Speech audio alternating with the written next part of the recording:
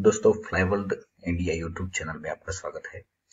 अभी आज का जो टॉपिक है वो यूरोपियन यूनियन में जो ब्लू कार्ड होता है वो बेसिकली अप्लाई कैसे किया जाता है और ये ब्लू कार्ड है क्या, उसके बारे में मैं थोड़ा डिटेल में डिस्कस करने वाला हूँ। EU blue card gives you access to work and live in European Union member state and the Schengen zone. It is a combination of work and resident permit all European Union member states 25 countries. दोस्तों, ये जो 25 countries है ना, वो धीरे धीरे बढ़ रही है एंड यूरोपियन यूनियन मतलब जो धीरे धीरे उनके जो डिफरेंट डिफरेंट लोकेशन है वो अब धीरे धीरे अपडेट होने वाले हैं। मतलब वो इट में भी ऐसा जरूरी नहीं है कि वो 25 ही हो, वो जब जब टाइम जाएगा तो वो दूसरी कंट्रीज ऐड होती जाएंगी उसमें। तो उसमें except Denmark, UK and Ireland gives this facility to professionals from all over the world to apply for this programme. Exactly this programme was started in Europe 2011। 2011 में ये प्रोग्राम चालू किया गया था। ये पूरा demand driven resident and work permit एक पूरा मतलब डिमांड सप्लाई की गेम है। वहां पे जिन जिन बंदों की जरूरत है उन लोगों को वो लोग वर्क परमिट भी देते हैं। Till now, professionals from all over the world have successfully gained this opportunity to settle here in Europe. Alone, Germany, among other European Union states, had solely given 65,000 roundabout. Germany ने ही 65,000 European Union blue card issue किए हैं 2014 से लेके 2014 से लेके 2017 तक। Germany leads the field among all European countries when it comes to issuing European Union blue card. तो सबसे ज्यादा जो इशू किए गए हैं ब्लू कार्ड वो यूरोपियन यूनियन ने ही किए, यूरोपियन यूनियन नेशन में जर्मनी ने किया हुआ है। दोस्तों, दूसरी बात कि कई लोग मुझे पूछते हैं कि हमें यूरोप में सेटल होना है, तो यूरोप में सेटल होने के लिए सबसे बड़ा एम्प्लॉयर का रोल होता है। तो एम्प्लॉयर वैसे ही वो आपको हायर नहीं करेगा। कई लोग फिलहाल ऐसा करते हैं कि विजिट वीजा ले लेते हैं यूरोप का, कोई भी 26 सेनेगन का, और वहां जाके अभी फिलहाल पोलैंड में इजीली एंड वहां पे पोलैंड में मतलब डॉक्यूमेंट आपको मिल जाते हैं इजीली, और डॉक्यूमेंट्स बन जाते हैं वहां पे। तो डॉक्यूमेंट्स बनाने के लिए वहां पे आपको एम्प्लॉयमेंट चाहिए, एम्प्लॉयर चाहिए। एम्प्लॉयर के बिना आपको कोई डॉक्यूमेंट मतलब बना के नहीं देगा। And Germany leads the field among all European Union countries when it comes to issuing European Union blue card.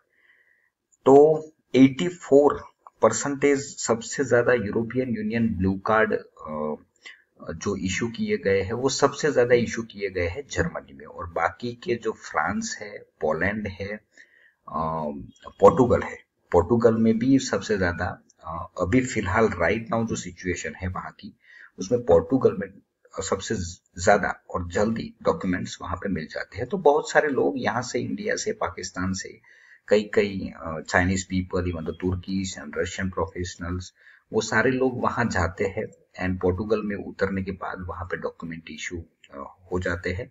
और अगर आपके पास विजिट वीजा है, और या तो विजिट वीजा नहीं है, तो विजिट वीजा कैसे लिया जाता है वो भी आपका प्रोफाइल हमें कंपनी के मेल आईडी पे भेजिए तो हम आपको सपोर्ट करेंगे।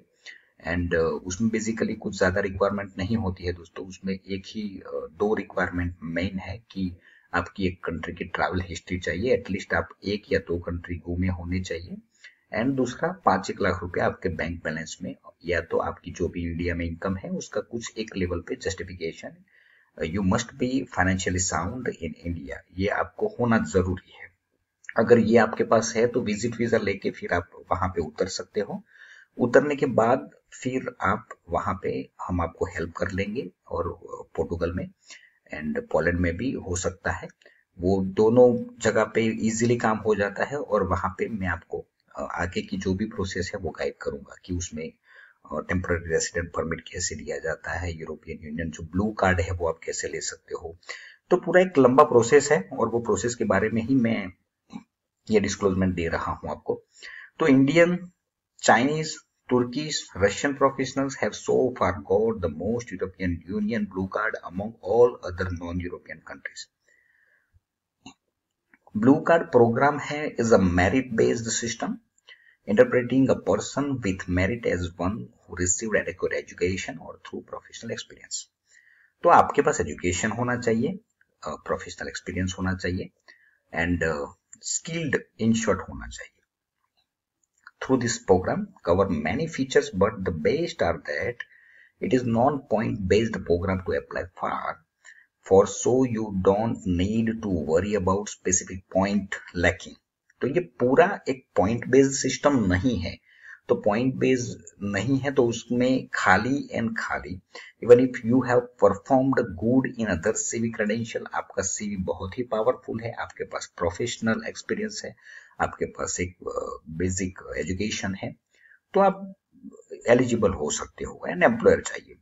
The other best feature is that you can apply through 2 basic streams with high qualification, जैसे मैंने बोला कि हाई क्वालिफिकेशन चाहिए, और through professional work experience, ideally more than 5 years. आपके पास अपने फील्ड में प्रोफेशनल वर्क एक्सपीरियंस 5 साल का चाहिए एंड डिग्री चाहिए. अगर ये है तो आपको वहां पे मिल सकता है. बेनिफिट्स क्या होंगे? या तो जो इसका जो बेनिफिट ये है कि working and salary condition equal to European nation. तो अगर आपको ब्लू कार्ड है आपके पास, तो आपको जो सैलरी मिलेगी ना, वो आपका वहां पे शोषण होता है ना, तो मतलब वो नहीं होगा यूरोपियन. अगर ये है तो आपके पास फ्रीडम ऑफ एसोसिएशन, क्योंकि पूरे जो एसोसिएशन होता है उनका एक बेनिफिट्स मिलता है. मतलब आप सपोज आपको ये कार्ड मिल गया तो आप कहीं पे भी फिर जाके काम कर सकते हो. फिर परमानेंट रेसिडेंसी के लिए आप देख सकते हो, even gets your the citizen. आप एक बार पीआर हो गए, उसके बाद सिटीजन आता है, तो वो सिटीजन के हर एक जो लोकेशन होता है उनका एक इंडिविजुअल रूल्स एंड रेगुलेशन होता है, तो वो आपको फॉलो करना पड़ेगा. एक फेवरेबल कंडीशन हो जाती है फैमिली यूनिफिकेशन की. तो आप वहां पे अपनी सपोज आप सिंगल चले गए, मेल अगर चला गया तो फीमेल को भी वो बुला सकता है वहां पे. Free movement with in the Schengen area. तो आप एक जगह का अगर आपके पास कार्ड है तो you can move to another location और काम भी कर सकते हो. दूसरा कि एक सोशियो इकोनॉमिक राइट्स भी मिल जाते हैं, जैसे उनको अनएम्प्लॉयमेंट बेनिफिट बोलते हैं. जैसे अगर आपके पास कुछ काम नहीं है पर्टिकुलर टाइम पीरियड के लिए, तो आप काम का अगर वो जो भी बेनिफिट्स गवर्नमेंट के जो मिलते हैं, जो पैसे मिलते हैं, वो आपको मिलेंगे. वो जो भी राइट्स है एम्प्लॉयमेंट के बेनिफिट्स के, वो सारे राइट्स आपको एप्लीकेबल होंगे. Who can apply for European Union blue card? Luckily there are no strict requirement for applying for this program. However, following are the basic requirement. ये मुझे बहुत सारे लोग फोन करके पूछते हैं कि सर हमें यूरोप में ये ब्लू कार्ड चाहिए, तो हम कैसे ले सकते हैं? तो मैंने पहले भी बोला कि 2 चीजें रिक्वायरमेंट है. एक तो एम्प्लॉयमेंट होना चाहिए. You hold non European union citizenship. तो आप पहले तो नॉन यूरोपियन यूनियन सिटीजनशिप होने चाहिए. तो मतलब आप इंडियन हो तो you can apply, no problem. You are educated और प्रोफेशनल एक्सपीरियंस. आपके पास मैंने बोला वैसे 5 साल का एक एक्सपीरियंस होना जरूरी है. यू आर एजुकेटेड और professional experience. You have employment contract और binding employment offer. Employment contract होना जरूरी है.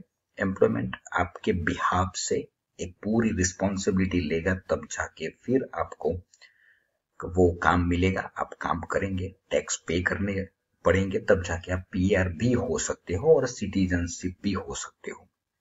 और सैलरी का जो थ्रेशोल्ड होता है, थ्रेशोल्ड मतलब एक लेवल पे हर एक जो आपकी जो प्रोफेशन होती है, वो प्रोफेशन में एक लिमिट्स होती है कि भाई इतनी सैलरी आपको देनी ही पड़ेगी. तो वो हर एक यूरोपियन यूनियन जो नेशन है, वो हर एक नेशन के अपने कुछ रूल्स एंड रेगुलेशन है. तो वो रूल्स एंड रेगुलेशन के हिसाब से ही वो बंदा आपको सैलरी देगा. और अगर आपको वो सैलरी देता है, आपको सैलरी मिलती है, तो वो सारे पेपर्स तैयार होंगे और वो सारे पेपर्स के हिसाब से आपको ब्लू कार्ड का ये बेनिफिट मिल सकता है. परमानेंट रेसिडेंसी के कुछ ऑप्शन है वहां पे. Permanent settlement in Europe possible through European Union blue card? Of course, yes, you surely can. Each country has its own scenario for application of PR or citizenship, but there is no doubt that through European Union blue card system you can get PR in a faster way. मैंने पहले ही बोला कि अगर आपको ये card मिल गया, आपने taxes पे किए एंड आपके पास एम्प्लॉयर है, या तो विजिट वीजा ले लो। विजिट वीजा लेने के बाद वहां एम्प्लॉयर के सामने खड़े हो जाओ और उनकी जो भी टर्म्स एंड कंडीशन है वो फुलफिल करो और आपको कार्ड मिल जाएगा। If you pass 22 month in Germany on European Union blue card and have also had German language B1 level cleared, अगर आपका B1 लेवल क्लियर्ड है तो आपको परमानेंट रेसिडेंसी के लिए आप अप्लाई कर सकते हो। You can apply for PR Germany में।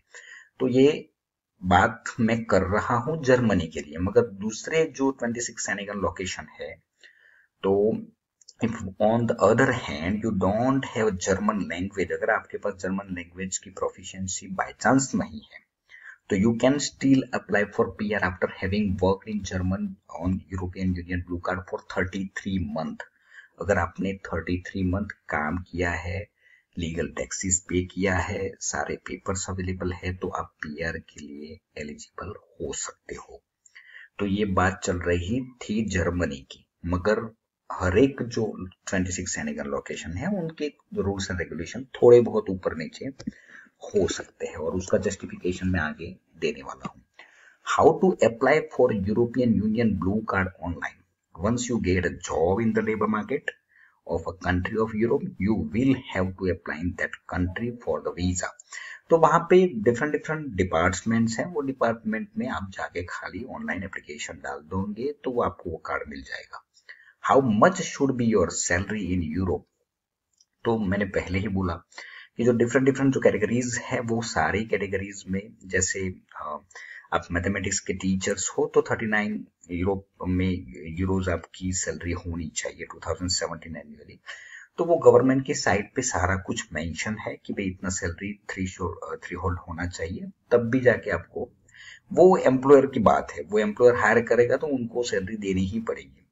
तो एक लिमिट्स होती है कि भाई आप इससे नीचे आप पेमेंट नहीं कर सकते। Not each European member state has had its own salary three holds. मैंने पहले ही बोला कि हर एक जो लोकेशन है वो लोकेशन की अपनी अपनी जो थ्री होल्ड होती है, जो एक लिमिटेशन होती है सैलरी की, वो डिफरेंट हो सकती है। उसके लिए आपको पर्सनली विजिट करना पड़ेगा डिफरेंट यूरोपियन नेशन की। मैं साइट की लिस्ट नीचे डाल दूंगा, तो वो आप एक्सेस कर सकते हो। Country wise information on European Union blue card. Currently there are 25 European Union countries that run EU blue card programme for professionals. तो अभी तो 25 है, धीरे धीरे बढ़ भी रही है, क्योंकि वो इंटरनल उनका मामला है कि कौन से लोकेशन को उनको अंदर यूरोपियन यूनियन में लेना है। You can apply for any country you want, provided that you have job offer from that specified country. Check below country by country information on requirements and procedure of applying for European Union Blue Card। अगर आपको apply करना है तो ये सारी link में आपको, आप होल्ड मतलब वीडियो को पॉज करके भी ये डिटेल ले सकते हो आप। हो सके तो मैं ये पूरी लिंक नीचे डिस्क्रिप्शन में डाल दूंगा। ये ऑस्ट्रिया है, ये बल्गेरिया है एंड क्रोएशिया, ये फिनलैंड है, ये फ्रांस है,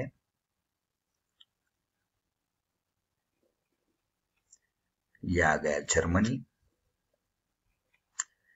ये ग्रीस की साइट है, Hungary, Latvia, Lithuania, Luxembourg, Netherland, Poland, Portugal में बहुत इजीली काम हो रहा है अभी फिलहाल। ये रोमानिया है, स्लोवेकिया, स्लोवेनिया, स्वीडन, बहुत ही बढ़िया लोकेशन है, बहुत ही बढ़िया। दोस्तों ये कुछ इन्फॉर्मेशन मैंने आपके साथ शेयर की है, कहीं ना कहीं आपको यूजफुल होगी। जिन लोगों को यूरोप में सेटल होना है पूरी फैमिली के साथ, वो स्टूडेंट के बेस पे भी जा सकते हो, और उसके लिए मेरे यूट्यूब चैनल पे बहुत सारी European nation, France, Paris, Sweden, सबके बारे में मैं कुछ ना कुछ इन्फॉर्मेशन शेयर किया है ऑलरेडी, तो आप उनको एक्सेस कर सकते हो। फिर भी अगर आपको कुछ डाउट है, कुछ क्वेश्चन है, तो मेरी साइट पे जाके सारे आईडी मेंशन किए हुए है, वो उसके मेल आईडी पे आपका CV ड्रॉप कर सकते हो। और हाँ, हो सके तो फोन मत करिए, आप खाली प्रॉपर तरीके से अपना बायोडेटा हस्बैंड वाइफ दोनों का भेज दीजिए, तो मेरी टीम आपको रिवर्ट करेगी। Thank you very much.